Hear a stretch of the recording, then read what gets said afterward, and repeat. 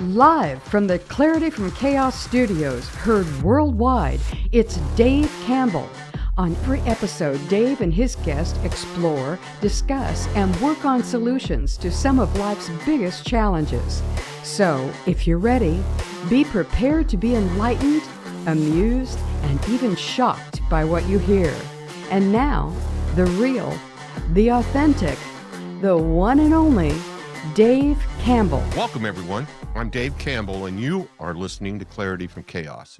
If you're new to the show and like what we're doing, you can go out to my website on Substack, check out the archives and the upcoming guests so you won't miss any great discussions. To support the show, hit the subscribe button at the homepage, and the site address is clarityfromchaos.substack.com. Today, we are seeing the rise of Marxism like I've never seen it in our country before. Since the fall of the Soviet Union, American Marxists have been waiting to unleash their version of social justice with the likes of CRT, woke, cancel culture on our country. They have been successful in rewriting history, reintroducing racism, creating the concept of privileged class, and determining what we can and cannot say in public discourse, in a military, and even in the houses of worship. These people are out to destroy our country, and doing so because it was founded on a Judeo-Christian idea, and they can't stand it. Make no mistake, this conflict needs to be won spiritually.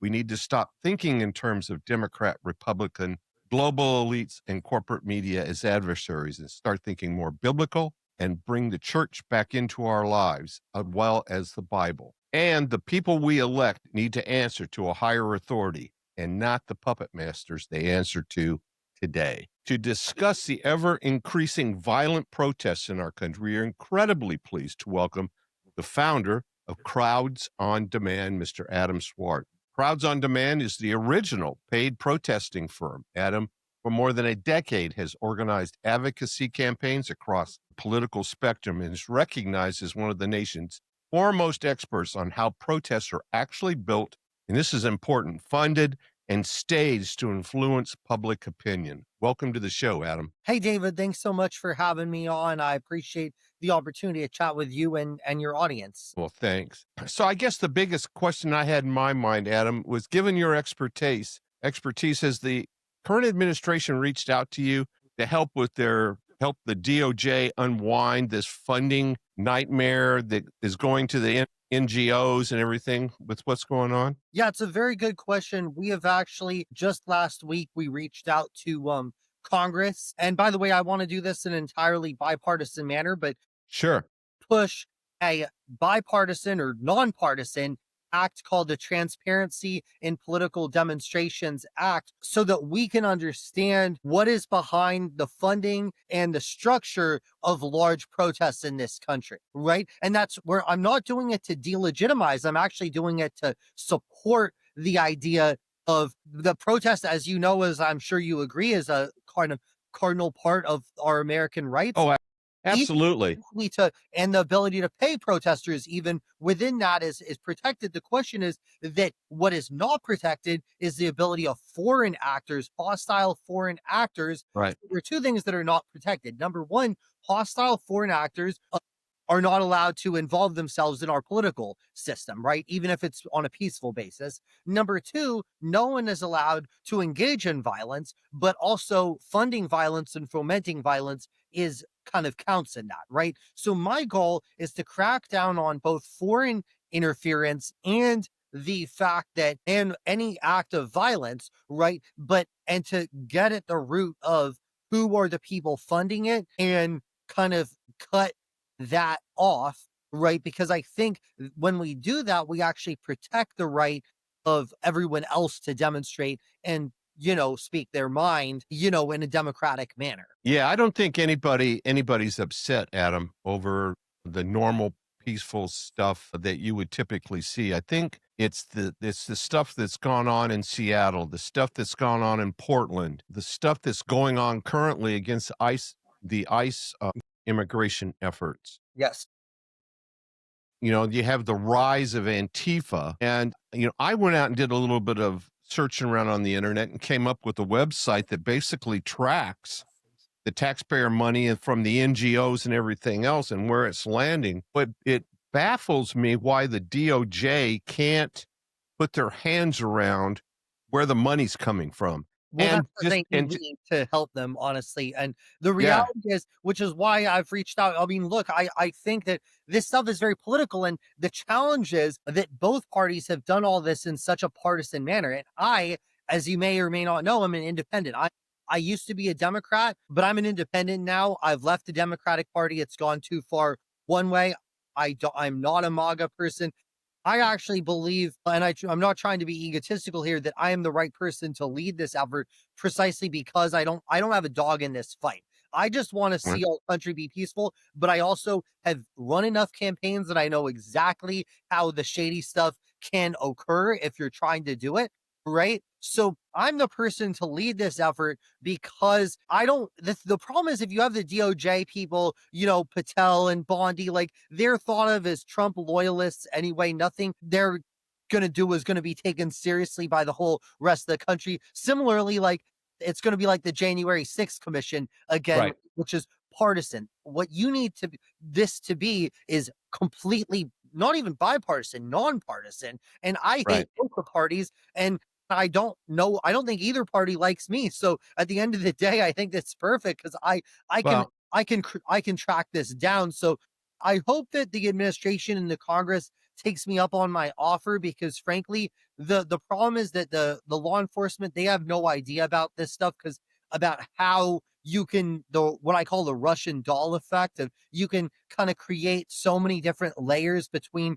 the original funder and the person on the street throwing a Molotov cocktail, such that what you give is what's called plausible deniability. Now, I'm sure you've heard that term, oh, absolutely. that I might suspect a certain person is fomenting chaos, right? And we there are names that are thrown out commonly on the right, but you guys can't prove that this person has Right, ordered the violence, right? There's not just conjecture. But in order to actually get at the root of it, you need to go layer by layer by layer. You've got to peel it like an onion from the Molotov cocktail guy all the way back to the billionaire, all the way back to the foreign country that is involved, right? And if you right, don't do that, then you really run the risk of simply arresting the guy on the street, right, which is of right, little value, right?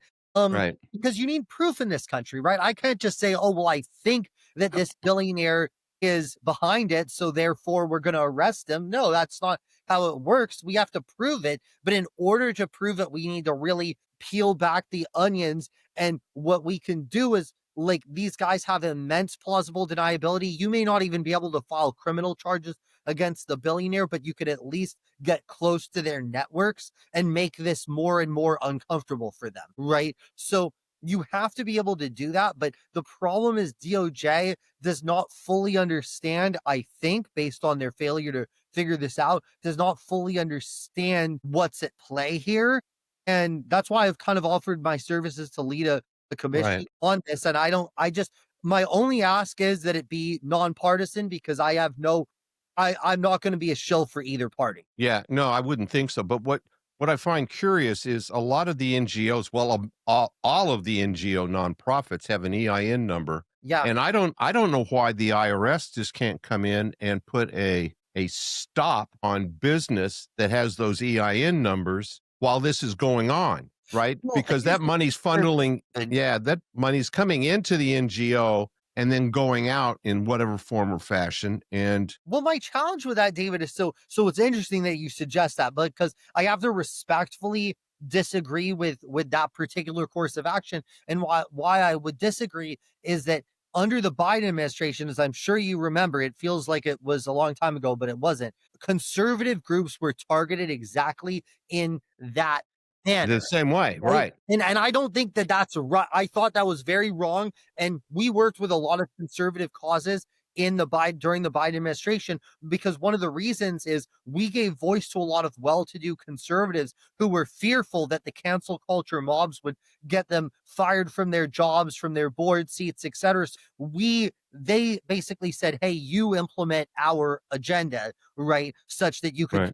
create that layer, which is an entirely legal process. Within this, we've had conservative groups that we control be penalized and debanked and stuff from major Right. institutions, and because not because of any action they did, simply because they were considered problematic in their viewpoint. And my feeling is, do not do to them what they did to you. You need proof. Now, if you have proof that a group is doing violence, yes, I Right. 100% agree. But this has to be done through the court system, David. The way that the Biden administration did it, where they would just work with the banks where you would be debanked. I mean, my own company, and I'm not a conservative, even as I keep saying, Right. I've done millions of dollars of business with PayPal over the years, and I've been a customer with PayPal for about 8 or 9 years.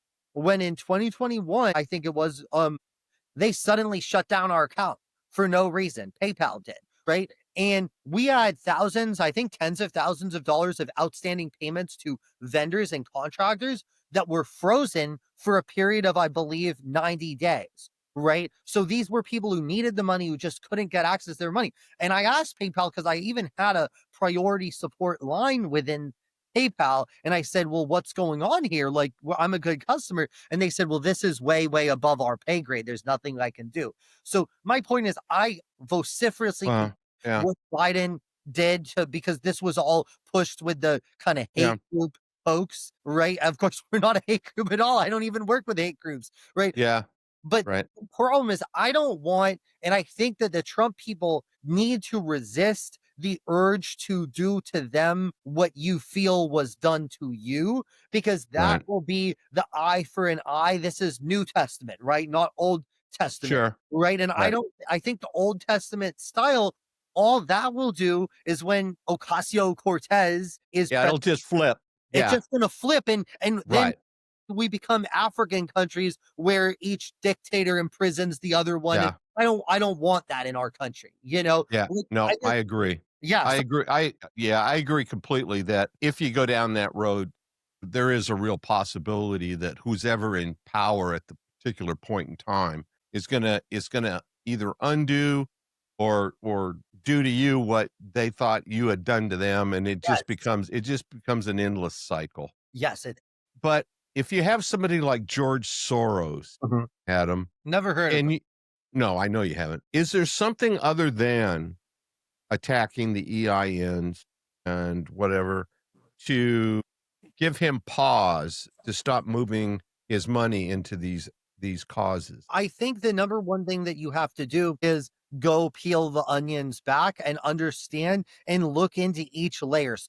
So, like, let me just peel back the onions, right? So you have Sure. some guy throwing a Molotov cocktail. We all agree that's illegal. Okay, so we arrest that guy. Who paid you to do that? Right? Right. Who paid you to do it? Okay, it was this guy. Now we arrest this guy. Okay, you paid him to do it. Who paid you? Right? And you have to trace this back and back and back. And it's a lot of painstaking work. And obviously, not everyone's going to want to cooperate, right? And they have Sure. their rights, of course. But to the extent that some of them do want to cooperate, you can make it worth their while, right? Because what we want to do is understand the peeling back the layers. And once whoever is funding this stuff understands that, okay, we're actually doing that, we're peeling back the layers, then that's going to give them pause, because what seemed like plausible deniability is less so, right? Right. Well, it's either going to do that, Adam, or they're going to become more sophisticated on They how they're will.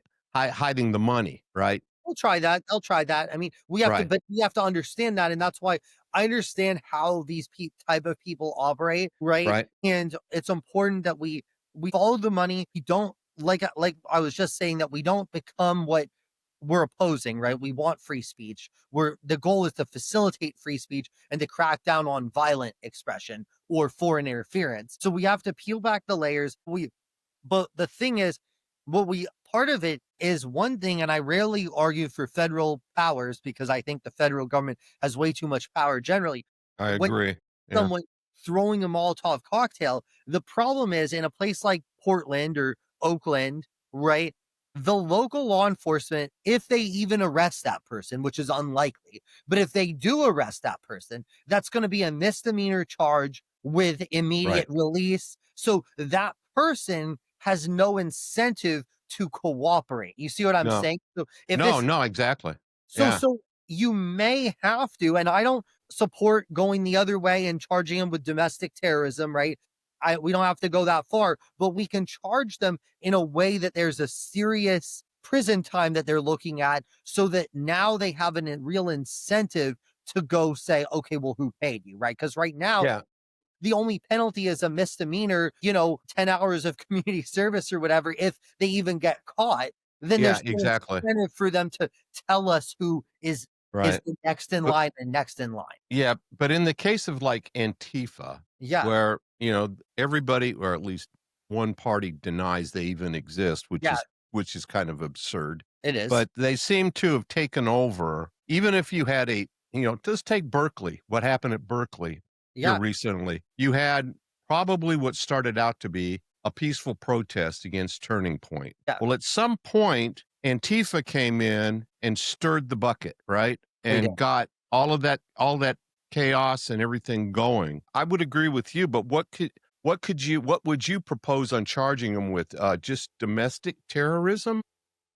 I think domestic terrorism, if you can prove intent. If you can prove intent, Right. domestic terrorism, if you can't prove intent, then you charge them with endangerment, because what you Yeah. are doing when you're causing a fire, right, that is endangerment. That is not a crime of property, right? So some of the Right. lefty PAs are charging starting fires in public as property crimes. In my view, that is not a property crime. That is actually that could, because someone could die, right? You could, Sure. when you create a fire, it's like, someone could die from that. So I don't think that Right. should be charged lightly. I think it should be taken seriously. I think that this is really sort of the conundrum, right? Because on the Right. one hand, you have, and I was just chatting with somebody else about the Berkeley issue, where you have kind of two problems. You have two law enforcement branches, neither of which can be 100% trusted, because you have the Berkeley Right. police, which is controlled by the government of Berkeley, which, as you can imagine,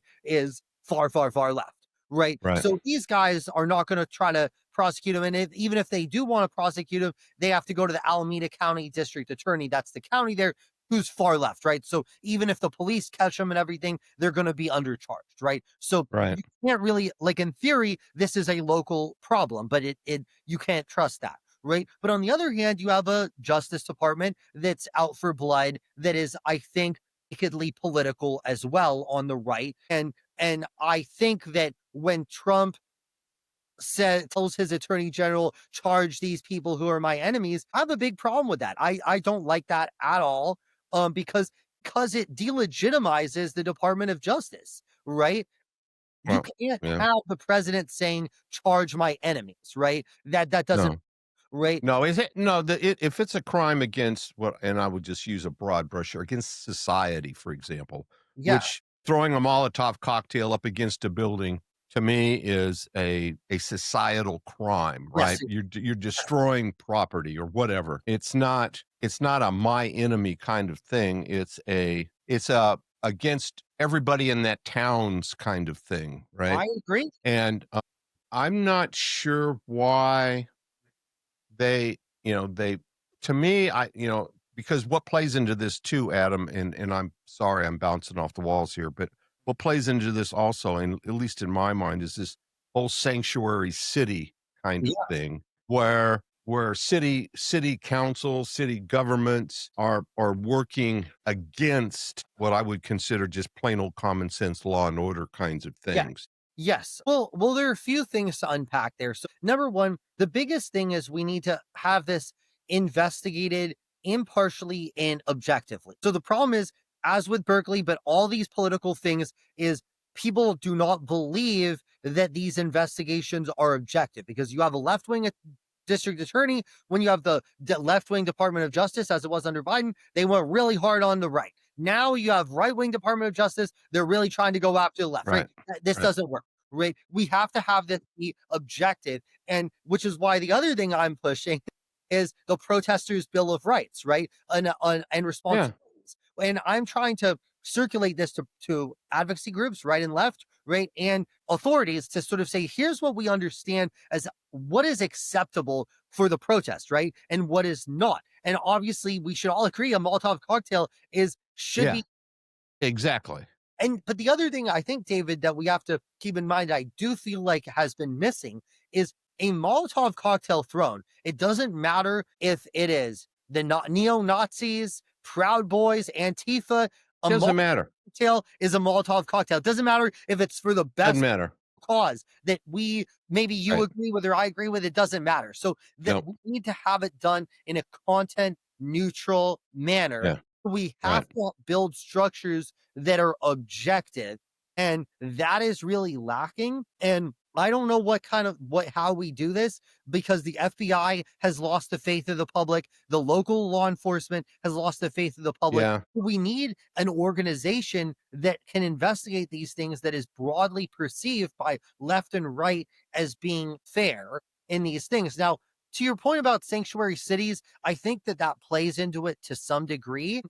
I think that if you ask the defenders of sanctuary cities, what they would tell you, the moderate ones, because the lefties, that's a whole different thing. The moderates will say, look, if you have someone who's here illegally and sees a crime, a lot of those people would be scared to call the police because they're there Sure. illegally, right? Sure. So you're just here illegally. Your crime is being here illegally. Okay, let's agree that that's wrong.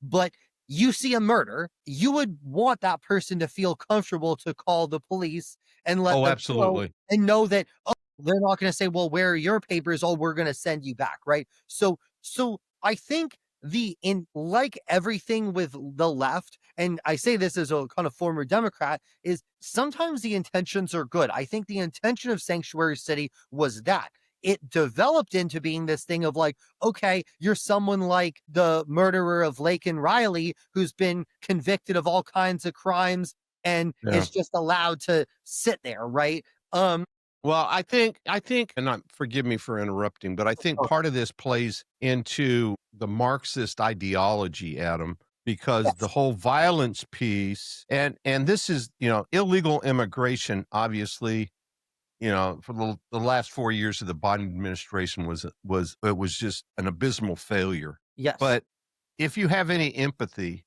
and you put their shoes on your feet, We do the same thing. you do the same damn thing. Absolutely. So there needs to be empathy and common sense and some rationale put around it. Yes. Because the immediate problems is we don't have the infrastructure to handle what we have. So everybody jumped off the end of the pier because we don't have the school systems that can support this kind of influx, the social infrastructure.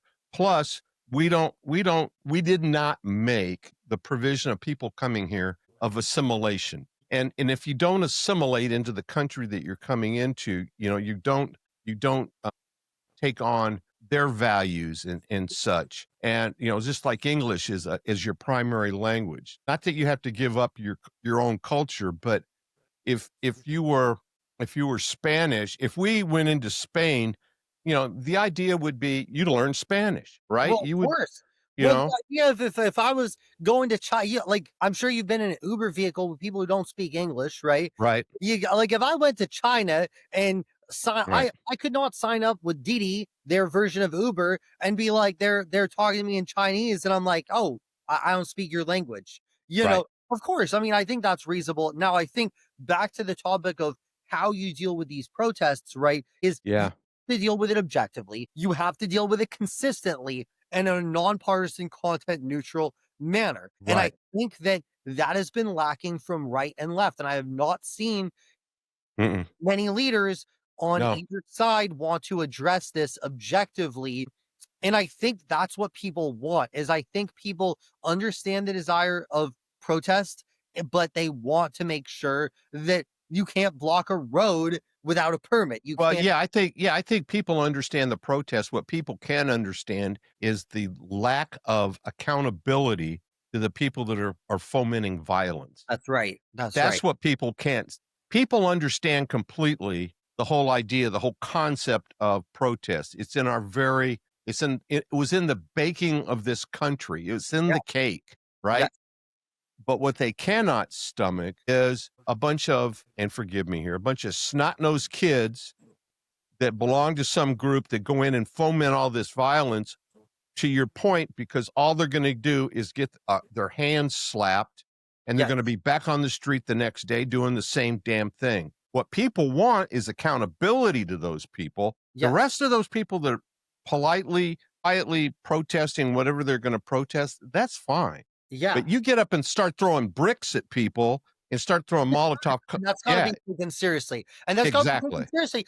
Well, and David, the way that I would look at it is if you're throwing a brick through a window in furtherance of a protest, that should be treated the exact same way as if you threw a brick through your ex-wife's office building, right? Right. Like, Yeah. how would that be treated, right? That would be treated very seriously. So if you, I'm not saying you, I'm saying in general, right. if that is what you, I think that people are giving too much of an allowance of if it's in furtherance of a protest, oh, so somehow it's okay. No, if you're hurting somebody, you're hurting somebody. It doesn't matter if it's in a bar fight or at a protest. If you hurt someone, you need to go to jail for that.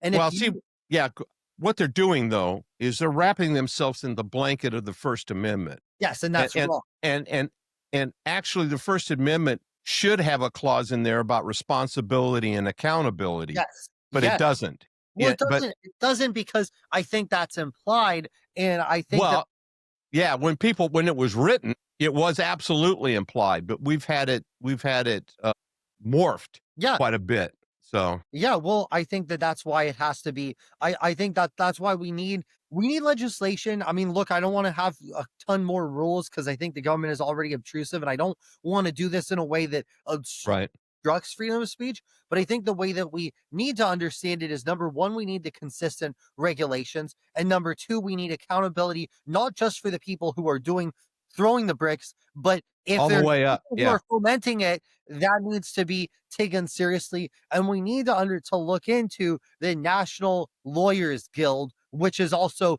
providing legal cover in some of these circumstances, right? I don't know if you've heard of them, but they make the ACLU look like the Heritage Foundation. I mean, right. these guys are so far to the left and they admit it. That's what they are. I mean, but what they say, and I apologize to the National Lawyers Guild if by chance you're watching this podcast, but I hope they are.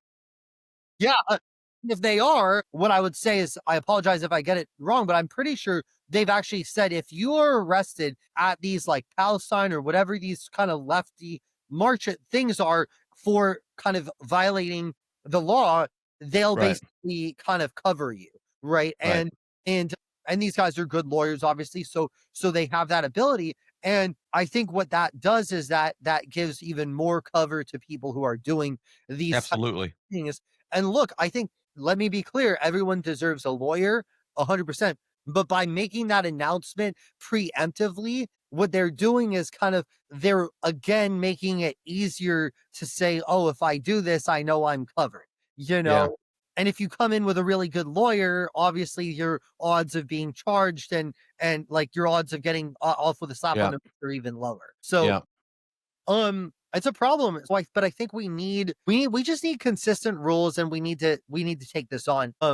That's what I'm working Right. on. Because I think that it actually hurts the people, like our company. Like I say, Crowds on Demand is in the business of persuasion. We're in the business of marketing. We're in the business of helping people carry out a cause with sincere protesters, right? Who are compensated for their time, not their views. So when I see this stuff and also people online falsely link us to this stuff falsely, it hurts.